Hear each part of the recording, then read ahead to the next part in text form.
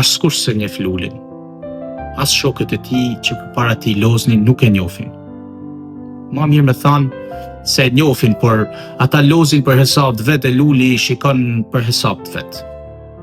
Sot gjithkush ka punët e të lashet e veta, ashtu dhe fëmijët, ashtu edhe luli.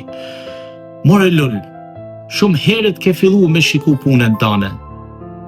Kur luli hyn në bord shkollës, buza i qeshet nga pak, por askujt, asnjë fjalë si thot. Hec nga dal, të shiku djathtas e majtas, po gjithnjë të hec deri sa të mrin tek caku i vet. Aty te dera e rruginës shkollore, shumë i pëlqen të qëndroj.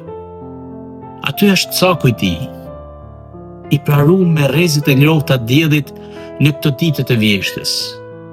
Mbështetet luli për mur.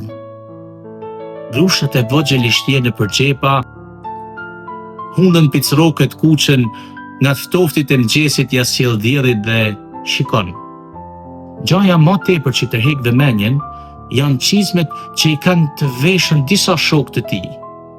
Sa të bukura janë, si shkëlqejnë, mendon luli dhe pa dashje i shkojnë syt nëpër tullumbat e veta, nëpër cilat shifen fare mirë të 5 gishtat e kamve të zbathuna. Nga kurreshtja i afrohet një shoku që ka çizmet më të reja, ulet dhe shef në lustrin e çizmes kamvet e veta të zbardhuna.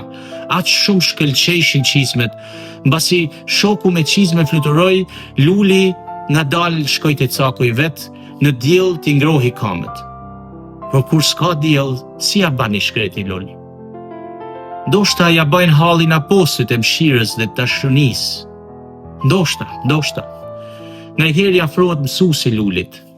Dhe kur luli e ka fytyrën e lirë dhe pa puça, mësuesi ja ledhaton faqet, gushën, e luli afrohet, ja merr dorën, e shikon me sy plumi dhe kishte me dash t'i fal diçka mësuesit.